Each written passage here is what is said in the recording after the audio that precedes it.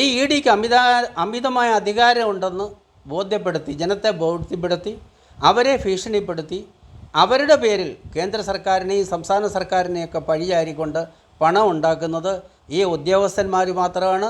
അതിനകത്ത് കേരളത്തിലെ BJPക്കോ CPMനോ പ്രധാനമന്ത്രിക്കോ അവരുടെ ഓഫീസിനോ മുഖ്യമന്ത്രിക്കോ മുഖ്യമന്ത്രിയുടെ ഓഫീസിനോ ഒരു പങ്കുണ്ടെന്ന് ഞാൻ വിശ്വസിക്കുന്നില്ല. കഴിഞ്ഞ ഒരു 5-6 വർഷത്തിനകത്ത് കേരളത്തിൽ വർക്ക് ചെയ്തിരുന്ന ED ഉദ്യോഗസ്ഥന്മാരുടെയും അവരുടെ ബിനാമികളുടെയും പേരിലുള്ള സ്വത്തുക്കളെക്കുറിച്ച് അന്വേഷിച്ചാൽ തന്നെ ഇത് വ്യക്തമായിട്ട് നമുക്ക് ബോധ്യം വരും. ഒരു കാരണവശാലും രാഷ്ട്രീയ നേതൃത്വത്തിന് ഈ തട്ടിപ്പുമായിട്ട് ഒരു ബന്ധവുമില്ല. പിന്നെ എല്ലാ കേസുകളും 2 ദിവസം വാർത്ത വരും, 3-ൻ്റെ അന്ന് സെറ്റിൽമെൻറ്റ് അധികാരികൾ അവിടെ ചെല്ലും.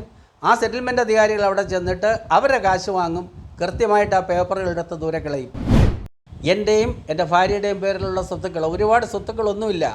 എൻ്റെ വസ്തുക്കൾ എന്തെങ്കിലും ഉണ്ടെങ്കിൽ അത് അർബൻ ബാങ്കിൽ അവിടെ ഇവിടെയൊക്കെ പണയത്തിലിരിക്കുന്നതാണ്. ഈ 42 വർഷം കൊണ്ട് ഒരു 10 ലക്ഷം രൂപയുടെ സ്വതന്ത്രമായ വസ്തുക്കൾ എൻ്റെ കയ്യിലില്ല. ഉള്ളത് ബാങ്കുകളിൽ നിന്ന് കടം വെച്ച് അവിടെ നിന്ന് എടുത്ത ഓരോ കാര്യങ്ങൾ ചെയ്ത് 300ഓളം ആടുകളെ വളർത്തി, 10,000-ഓളം കോഴികളെ വളർത്തി, 50-60 പോത്തിനെ വളർത്തി ഒക്കെയാണ് ഞാൻ ജീവിക്കുന്നത്. അല്ലാതെ പള്ളിയിൽ നിന്ന് കിട്ടുന്ന വരുമാനം കൊണ്ടോ അല്ലെങ്കിൽ വേറെ ആരെങ്കിലും വിശ്വാസികൾ തരുന്ന പണം കൊണ്ടോ അല്ല ഞാൻ ജീവിക്കുന്നത്. കേരളത്തിലുള്ള ജനങ്ങൾക്കെല്ലാം ഇപ്പം ED എന്നുള്ള ഈ വകുപ്പ്, ആ ഉദ്യോഗസ്ഥരെല്ലാം ജനങ്ങൾക്കും അറിയാം. അത് പ്രധാന കാരണം നമ്മുടെ വിമാനത്താവളം വഴി സ്വർണ്ണക്കടത്ത് നടത്തുകയും അതിൽ പ്രമുഖരായിട്ടുള്ള പലരും നമ്മുടെ മുഖ്യമന്ത്രിയുടെ ചീഫ് സെക്രട്ടറി ഉൾപ്പെടെ ജയിലിൽ പോകേണ്ട സ്ഥിതിവിശേഷം ഉണ്ടായി. അതേപോലെ സ്വപ്ന സുരേഷ് എന്ന് പറഞ്ഞ ഒരു വനിതയെക്കുറിച്ച് പൊതുമാധ്യമങ്ങളിൽ എല്ലാവരും കാണുകയുണ്ടായി. അപ്പോൾ അത്തരത്തിലുണ്ടായപ്പോൾ ഒരു സർക്കാർ ഉൾപ്പെട്ട ഒരു സ്വർണ്ണക്കടത്ത് കേസാണെന്ന് വരെ വ്യാപകമായിട്ട് ജനങ്ങളുടെ മുമ്പിൽ ഒരു ചർച്ചാ വിഷയമായി. പക്ഷേ ഇതുവരെയുമായിട്ടും ആ സ്വർണ്ണക്കടത്ത് കേസിൽ ഈ ED എന്ന് പറഞ്ഞ വകുപ്പിലും അല്ലെങ്കിൽ ആ എൻഫോഴ്സ്മെൻറ്റ് ഡയറക്ടറേറ്റിൻ്റെ ഉദ്യോഗസ്ഥരാരും തന്നെ ഇവരാരെയും അറസ്റ്റ് ചെയ്യുകയോ അതിന് വേണ്ട നടപടികളോ ഒന്നും എടുത്തിട്ടില്ല. അപ്പോൾ ജനങ്ങളുടെ മനസ്സിലുള്ള ധാരണ കേന്ദ്ര സർക്കാരോ BJPക്കാരോ അല്ലെങ്കിൽ ഇതിനോടനുബന്ധിച്ചവരെല്ലാവരും കൂടെ ചേർന്നൊരു ഒത്തുതീർപ്പ് നടത്തുകയാണെന്നുള്ളൊരു ചിന്ത മനസ്സിലുണ്ട്. ഇത് മനസ്സിലാക്കുമ്പോൾ എന്താണ് ഫാദറിന് പറയാനുള്ളത്? എന്നെ സംബന്ധിച്ചിടത്തോളം ഓരോ ജനതയ്ക്കും അവരർഹിക്കുന്ന ഭരണാധികാരികളെ കിട്ടുമെന്നാണ് എൻ്റെ വിശ്വാസം.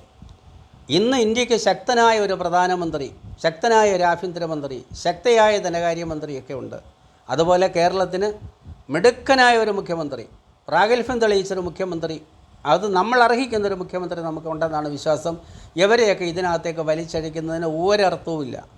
വലിയ കൊട്ടാരത്തിന് ഇട്ടിരിക്കുന്ന ഒരു ചങ്ങലയാണ് ഈ പറയുന്ന ED എന്ന് പറയുന്നത്.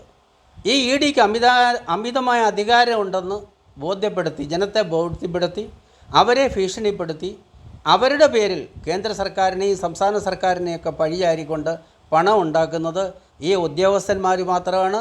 അതിനകത്ത് കേരളത്തിലെ BJPക്കോ CPMനോ പ്രധാനമന്ത്രിക്കോ അവരുടെ ഓഫീസിനോ മുഖ്യമന്ത്രിക്കോ മുഖ്യമന്ത്രിയുടെ ഓഫീസിനോ ഒരു പങ്കുണ്ടെന്ന് ഞാൻ വിശ്വസിക്കുന്നില്ല. കാരണം ഇവരാരും എന്നെ സമീപിച്ചിട്ടില്ല. ഇവരുടെ ആരും റെപ്രസെൻറ്റേറ്റീവ് ഈ കേസ് ഒത്തുതീർപ്പാക്കണമെന്നും പറഞ്ഞ് എന്നെ സമീപിച്ചിട്ടില്ല. ഈ കേസുകൾ മുഴുവനുമുള്ള രഹസ്യങ്ങൾ ചോർത്തിക്കൊടുത്ത് ജനത്തെ ഭീഷണിപ്പെടുത്തി അല്ലെ അവരുടെ മക്കളെ NIA ചാർജ് ചെയ്യിക്കും, അതല്ലെങ്കിൽ മറ്റു കാര്യങ്ങൾ ചെയ്യിക്കും എന്നൊക്കെ പറഞ്ഞ് ഭീഷണിപ്പെടുത്തി ഈ പണം കൊണ്ടുപോകുന്നത് മുഴുവനും ഉദ്യോഗസ്ഥന്മാരാണ്. കഴിഞ്ഞ ഒരു 5-6 വർഷത്തിനകത്ത് കേരളത്തിൽ വർക്ക് ചെയ്തിരുന്ന ED ഉദ്യോഗസ്ഥന്മാരുടെയും അവരുടെ ബിനാമികളുടെയും പേരിലുള്ള സ്വത്തുക്കളെക്കുറിച്ച് അന്വേഷിച്ചാൽ തന്നെ ഇത് വ്യക്തമായിട്ട് നമുക്ക് ബോധ്യം വരും. ഒരു കാരണവശാലും രാഷ്ട്രീയ നേതൃത്വത്തിന് ഈ തട്ടിപ്പുമായിട്ട് ഒരു ബന്ധവുമില്ല. പിന്നെ എല്ലാ കേസുകളും 2 ദിവസം വാർത്ത വരും, 3-ൻ്റെ അന്ന് സെറ്റിൽമെൻറ്റ് അധികാരികൾ അവിടെ ചെല്ലും. ആ സെറ്റിൽമെൻറ്റ് അധികാരികൾ അവിടെ ചെന്നിട്ട് അവരുടെ കാശ് വാങ്ങും, കൃത്യമായിട്ട് ആ പേപ്പറുകളെടുത്ത് ദൂരെ കളയും. ഇതാണ് നടത്തിക്കൊണ്ടിരിക്കുന്നത്. എടുക്കുന്ന കേസുകളിൽ ഒത്തുതീർപ്പായ കേസുകളുടെ മാത്രം പുനഃപരിശോധന നടത്തിയാൽ ഈ ഉദ്യോഗസ്ഥന്മാരെയും അവർക്ക് കൽക്കണ്ടം വായിലിട്ട് കൊടുത്ത് വളർത്തിയെടുത്ത ഈ ജനത്തെയും നമുക്ക് വ്യക്തമായിട്ട് ബോധ്യപ്പെടുത്താൻ പറ്റും. അതുകൊണ്ട് കഴിയുമെങ്കിൽ, അന്വേഷിക്കണമെന്ന് ഞാൻ പറയുന്നില്ല, വേറെ ആരെയും വിഷമിപ്പിക്കണമെന്നും പറയുന്നില്ല, കഴിയുമെങ്കിൽ ഈ കേരളത്തിലെടുത്ത നടപടികൾ അവർ ഈ എൻഫോഴ്സ്മെൻറ്റ് ഡയറക്ടറേറ്റ് എടുത്ത കേസുകളൊന്ന് പുനഃപരിശോധിക്കുന്നത് വളരെ നല്ലതായിരിക്കും, വളരെ വലിയൊരു ആശ്വാസമായിരിക്കും. കേന്ദ്ര ഗവൺമെൻറ്റിന് അവരുടെ പേരും പെരുമയും നിലനിർത്താൻ പറ്റും. സംസ്ഥാന ഗവൺമെൻറ്റിന് ഒരു കരുനിഴൽ പോലും അവിടെ അവശേഷിക്കുന്ന കാര്യം അവിടെ വരുന്നില്ല. അതുകൊണ്ട് യഥാർത്ഥത്തിൽ ചങ്ങലയ്ക്ക് ഭ്രാന്ത് പിടിച്ചിരിക്കുന്നു. ആ ചങ്ങലയ്ക്ക് ഭ്രാന്ത് പിടിച്ചിരിക്കുമ്പോൾ അത് വിളിച്ചു പറഞ്ഞാൽ നമുക്ക് ആ ചങ്ങല വീഴുമെന്ന് പേടിച്ച് എല്ലാവരും അതിൽ നിന്ന് ഒഴിയുന്നു. എന്നെ സംബന്ധിച്ചിടത്തോളം സത്യം നമ്മെ സ്വതന്ത്രരാക്കുമെന്ന് എൻ്റെ കർത്താവ് എന്നെ പഠിപ്പിച്ചിരിക്കുന്നു. അതുകൊണ്ട് തളർന്നിരിക്കുന്നവരെ നാവ് കൊണ്ട് നിവർത്തേണ്ടതിന് എനിക്ക് ശിഷ്യന്മാരുടെ നാവ് തന്നിരിക്കുന്നു. എൻ്റെ മുഖം അവരുടെ നിന്ദയ്ക്കും തുപ്പലിനും മറച്ചിട്ടില്ല എന്നുള്ള തിരുവചന പ്രകാരം അവർ തുപ്പിയാലും നിന്ദിച്ചാലും ഞാൻ പറയാനുള്ളത് പറയുന്നു. ഞാൻ കണ്ടത് വിളിച്ചു പറയുന്നു. ഒരിക്കലൂടെ ഞാൻ പറയുന്നു, രാജാവ് നഗ്നനാണെന്ന് ഉറക്കെ വിളിച്ചു പറഞ്ഞ എന്നെ, അത് ഞാൻ ആദ്യം പറയാതിരിക്കാൻ ശ്രമിച്ചു, എന്തിന് വേറൊരാളെ വിഷമിപ്പിക്കുന്നതെന്ന് വെച്ച്. പക്ഷേ പീഡനം സഹിക്കാൻ വയ്യാതെ രാജാവ് നഗ്നനാണെന്ന് വിളിച്ചു പറഞ്ഞപ്പോൾ ഉടുതുണി അഴിച്ച് ആ ഒരു പുരുഷൻ, ഒരു ബിഷപ്പെന്നോ ഒരു സ്ത്രീയെന്നോ ഉള്ള പരിഗണന കൊടുക്കാതെ എന്നെയും എൻ്റെ ഭാര്യയെ അവർ പീഡിപ്പിച്ചു. എൻ്റെയും എൻ്റെ ഭാര്യയുടെയും പേരിലുള്ള സ്വത്തുക്കൾ, ഒരുപാട് സ്വത്തുക്കളൊന്നുമില്ല, എൻ്റെ വസ്തുക്കൾ എന്തെങ്കിലും ഉണ്ടെങ്കിൽ അത് അർബൻ ബാങ്കിൽ അവിടെ ഇവിടെയൊക്കെ പണയത്തിലിരിക്കുന്നതാണ്. ഈ 42 വർഷം കൊണ്ട് ഒരു 10 ലക്ഷം രൂപയുടെ സ്വതന്ത്രമായ വസ്തുക്കൾ എൻ്റെ കയ്യിലില്ല. ഉള്ളത് ബാങ്കുകളിൽ നിന്ന് കടം വെച്ച് അവിടെ നിന്ന് എടുത്ത് ഓരോ കാര്യങ്ങൾ ചെയ്ത് 300ഓളം ആടുകളെ വളർത്തി, 10,000-ഓളം കോഴികളെ വളർത്തി, 50-60 പോത്തിനെ വളർത്തി ഒക്കെയാണ് ഞാൻ ജീവിക്കുന്നത്. അല്ലാതെ പള്ളിയിൽ നിന്ന് കിട്ടുന്ന വരുമാനം കൊണ്ടോ അല്ലെങ്കിൽ വേറെ ആരെങ്കിലും വിശ്വാസികൾ തരുന്ന പണം കൊണ്ടോ അല്ല ഞാൻ ജീവിക്കുന്നത്. പിന്നെ രാഷ്ട്രീയ നേതൃത്വത്തിനകത്ത് ഒരു കയ്യുമില്ലെന്ന് 100% എനിക്ക് ഉറപ്പുണ്ട്. വിശ്വാസമല്ല, എനിക്ക് ഉറപ്പുണ്ട്. ഒരു BJP നേതാവും ഈ നാളതുവരെ തിരുമേനിയെ സഹായിക്കാമെന്ന് പറഞ്ഞ പോലും എന്നോട് അടുത്ത് കൂടിയിട്ടില്ല.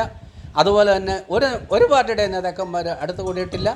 അതുകൊണ്ട് കഴിയുമെങ്കിൽ രാഷ്ട്രീയ നേതൃത്വത്തിന് ചെയ്യാവുന്നൊരു കാര്യമെന്ന് പറയുന്നത് ഈ ഉദ്യോഗസ്ഥന്മാർ പരിശോധിച്ച കേസുകൾ, അന്വേഷിച്ച കേസുകൾ ഒന്ന് പരിശോധിക്കുക, ഒന്ന് പുനഃപരിശോധിക്കുക. അപ്പോൾ എന്തായാലും എന്നെ സംബന്ധിച്ചോളം ഞാനിപ്പോൾ ഒരു പരാതിക്കാരനല്ല, എനിക്ക് പരിഭവങ്ങളില്ല. പക്ഷേ ഒരു സംഭവം നടന്നു. ആ സംഭവത്തിന് അടിവേരി വരെ എനിക്കറിയാം. എവിടെ തൊട്ട് എവിടെ വരെയാണ് ഇവരുടെ ഉദ്യോഗസ്ഥന്മാർ, ആ ഉദ്യോഗസ്ഥന്മാർക്ക് വേണ്ടി വരുന്ന ഏജൻറ്റന്മാർ. അതായത് ഉത്തരേന്ത്യയിൽ നിന്നൊരു ഉദ്യോഗസ്ഥൻ വരുമ്പോൾ നാട്ടിലേക്ക് പണം അയക്കാനുള്ള ഹവാല കമ്പനിയുടെ ആൾക്കാരെ വരെ കൊണ്ടാണ് അവർ ഈ എറണാകുളത്ത് വന്ന് ചാർജ് എടുക്കുന്നതെന്നുള്ള ഞെട്ടിക്കുന്ന സത്യം ഞാൻ വർഷങ്ങൾക്ക് മുമ്പേ അറിഞ്ഞതാണ്. പക്ഷേ രാജാവ് നഗ്നനാണെന്ന് വിളിച്ചു പറയാൻ ഒരുപാട് പേര് ശ്രമിച്ചു. പക്ഷേ ആർക്കും അതിന് ധൈര്യം വന്നില്ല. കാരണം EDയെ പേടിയാണ്. അവർ നോക്കുമ്പം അരവിന്ദ് കെജ്രിവാൾ, സോണിയാഗാന്ധി, ലാലു പ്രസാദ് യാദവ്, മനീഷ് സിസോദിയ, ഇങ്ങനെ വലിയ വലിയ ആൾക്കാർ അകത്ത് കിടക്കുന്നു. അതുപോലെ എനിക്കെന്തെങ്കിലും പറ്റിപ്പോകുമോ എന്ന് പേടിച്ചവരെ ആരും പറഞ്ഞില്ല. പക്ഷേ ഞാൻ എൻ്റെ വായ് വിസ്താരത്തിൽ തുറന്നു. എൻ്റെ ദൈവം അതിനെ സകലവും നന്മകളാലും നിറയ്ക്കുമെന്ന് എനിക്കറിയാം. ഏതായാലും ഈ വലിയ തീവെട്ടിക്കൊള്ളയുടെ ഒരു ചെറിയ അംശമെങ്കിലും വെളിപ്പെടുത്താൻ എനിക്ക് സാധിച്ചതിൽ എനിക്ക് വളരെ സന്തോഷമുണ്ട്. രാജാവ് നഗ്നനാണെന്ന് ഞാൻ വിളിച്ചു പറഞ്ഞു. പക്ഷേ എന്നെ പരിപൂർണ്ണ നഗ്നനാക്കി, എൻ്റെ കർത്താവിനെയും നഗ്നനാക്കിയിരുന്നതായി എനിക്കറിയാം. അതുകൊണ്ട് എനിക്കിതിനകത്തൊന്നും യാതൊരു വിഷമവുമില്ല. പിന്നെ എൻ്റെ സ്വത്തുക്കൾ കണ്ടുകെട്ടി വെച്ചിരിക്കുന്നതിന് ഈ രാജ്യത്ത് വ്യവസ്ഥാപിതമായ നീതിന്യായ കോടതികളുണ്ട്. ആ കോടതിക്ക് ഇത് മൊത്തം വേണമെങ്കിലും എടുക്കാം, അത് എങ്ങനെ വേണമെങ്കിലും ചെയ്യാം. പക്ഷേ ഒരു സത്യമെന്ന് പറയുന്നത് 42 വർഷമായി ഒരു പെറ്റി കേസ് പോലും ഇല്ലാതെ 22 യൂണിവേഴ്സിറ്റികളുടെ കോർഡിനേറ്റീവ് സെൻ്ററായിട്ടും 9 IT-കളുടെ ഓർഡറായിട്ടും നിരവധി വൊക്കേഷണൽ കോഴ്സുകൾ നടത്തിക്കൊണ്ടിരിക്കുന്ന ഒരു സ്ഥാപനത്തിൽ ഒരു 10,000 രൂപ ഫിക്സഡ് ഡെപ്പോസിറ്റോ എൻ്റെ മക്കളുടെ പേരിലോ ഭാര്യയുടെ പേരിലോ ഒന്നുമില്ല. പിന്നെ ബിഷപ്പ് ആകുക എന്ന് പറയുമ്പം മനുഷ്യൻ തീരുമാനിച്ചാലാകുന്നതല്ല. ബൈബിൾ പ്രകാരം അഹറോനെ പോലെ ദൈവം വിളിച്ച് വേർതിരിച്ചവനല്ലാതെ ആരും മഹാപുരോഹിതനായി തീരുന്നില്ല. പിന്നെ അഭിഷിക്തന്മാർക്ക് ദോഷം വരുത്തുമ്പോൾ ക്യാൻസർ വരികയോ മറ്റു കാര്യങ്ങൾ ചെയ്യുന്നതൊന്നും എൻ്റെ കുഴപ്പമല്ല. കാരണം കർശനമായി ബൈബിൾ പറഞ്ഞിട്ടുണ്ട്, എൻ്റെ അഭിഷിക്തന്മാരെ തൊടരുത്, അവർക്കൊരു ദോഷവും വരുത്തരുത്. എൻ്റെ അഭിഷിക്തന്മാരെ തൊടരുത്, അവർക്കൊരു ദോഷവും വരുത്തരുത് എന്ന് പറഞ്ഞാൽ ഞാനിത് ഭീഷണിയായിട്ടല്ല പറയുന്നത്. ഞാൻ ഇവർക്കൊക്കെ വേണ്ടി നല്ല മനസ്സുണ്ടാകാൻ വേണ്ടി ദൈവത്തോടെ പ്രാർത്ഥിക്കുകയും യാചിക്കുകയും ചെയ്യത്തുള്ളൂ. എന്നെ സംബന്ധിച്ചോളം എനിക്ക് ജീവിക്കുന്നത് ക്രിസ്തുവും മരിക്കുന്നത് ലാഭവുമാണ്. ഇനി ലോകത്ത് എനിക്ക് ഒന്നും നേടാനില്ല. എനിക്ക് സ്വത്തുക്കൾ വേണ്ട, എനിക്ക് പുതിയ വസ്ത്രങ്ങൾ വേണ്ട. ഇതിൽ കൂടി ഒരു വസ്ത്രം എനിക്ക് ലോകത്ത് ആവശ്യമില്ല. അപ്പം ഈ അന്യായം, ഈ കൊള്ള ലോകത്തോടെ വിളിച്ചു പറയാൻ ദൈവം ഒരവസരം എനിക്ക് തന്നു. അതും ഞാൻ മനഃപൂർവ്വം ഇപ്പോൾ പറഞ്ഞതല്ല, ഞാനൊരു പത്രസമ്മേളനവും നടത്തുന്നതുമല്ല. എൻ്റെ സഹോദരങ്ങൾ എന്നെ തേടി വരുന്നു, ഈ കേസുമായി സംബന്ധിച്ച കാര്യങ്ങൾ അറിയാവുന്ന പറഞ്ഞു തരണമെന്ന് പറയുന്നു. അത് അവരോട് ഞാൻ പറഞ്ഞു കൊടുക്കുന്നു. അതാരെയും ഉപദ്രവിക്കാനോ ആരെയും സംരക്ഷിക്കാനോ എനിക്ക് കേസിൽ നിന്ന് രക്ഷപ്പെടാനോ അല്ല. എൻ്റെ പേര് കേസുണ്ടെങ്കിൽ ആ കേസ് അത് നീതിന്യായ കോടതി അവരുടെ വിവേചന അധികാരം അനുസരിച്ച് അത് കൈകാര്യം ചെയ്യട്ടെ. എൻ്റെ മധ്യസ്ഥൻ സ്വർഗത്തിലുണ്ടെന്ന് വിശ്വസിച്ച് ഞാൻ മുമ്പോട്ട് പോവുകയാണ്. എനിക്ക് അവരോട് ആരോടും ഒരു പരാതിയുമില്ല. പക്ഷേ ഈ സിമി എന്ന് പറയുന്ന ഉദ്യോഗസ്ഥ, അവരാദ്യം അവിടെ ചെല്ലുമ്പോൾ തിരുമേനി ഞാൻ ഈ മാലയിലും തൊട്ടോട്ടെ, ഇതിനകത്ത് ദിവ്യ പവറുണ്ടോ മറ്റു കാര്യങ്ങൾ ചോദിച്ച് അടുത്ത് കൂടി ഒരു മോളെ പോലെ ഈ പണം വാങ്ങിക്കാനും ചതിക്കാനും വരെ ഞാൻ അറിഞ്ഞില്ല. അത് കഴിഞ്ഞാണ് സത്യവീർ സിംഗ് എന്ന് പറയുന്ന ആൾ വരുന്നു. അത് കഴിഞ്ഞ് പിന്നെ അവിടെ ഈ മോഹനാണ് ഇവർക്ക് വേണ്ടി പണം വാങ്ങിച്ചു കൊടുക്കുന്ന ആ ദല്ലാൾ ഒരാൾ. ഇതുപോലെ ഒരുപാട് പേരുണ്ട്. തിരുവനന്തപുരം മുതൽ സന്യാസാശ്രമങ്ങൾ മുതൽ ആശുപത്രികൾ മുതൽ പല ഓഫീസുകൾ മുതൽ ചാർട്ടേഡ് അക്കൗണ്ടൻ്റ് ഓഫീസുകൾ തൊട്ട് എല്ലായിടും ഉണ്ട്. പിന്നെ ഞാനിതൊക്കെ പറയാമെന്നേ ഉള്ളൂ. ഇത് പറഞ്ഞാലും ഒന്നും സംഭവിക്കാൻ പോകുന്നില്ല എന്ന് എനിക്കറിയാം. കേരള പോലീസ് അന്വേഷിക്കും. ഭംഗിയായി ആ മിടുക്കന്മാരായ ഉദ്യോഗസ്ഥന്മാരത് അന്വേഷിച്ച് അവസാനം വരുമ്പോൾ പറയും ഇത് കേന്ദ്രത്തിൻ്റെ കാര്യമാണ്, നമുക്ക് ഇത്രയൊക്കെ ചെയ്യാൻ പറ്റൂ. ഞാൻ പറയുന്നു ഒന്നും ചെയ്യുന്നില്ല, മറച്ചു വെച്ചിരുന്നത് വെളിവായി വന്നാൽ മാത്രം മതി. ദൈവം നിങ്ങളെ എല്ലാവരെയും അനുഗ്രഹിക്കട്ടെ എന്ന് പറഞ്ഞുകൊണ്ട് ഞാൻ എൻ്റെ വാക്കുകൾ അവസാനിപ്പിക്കുക.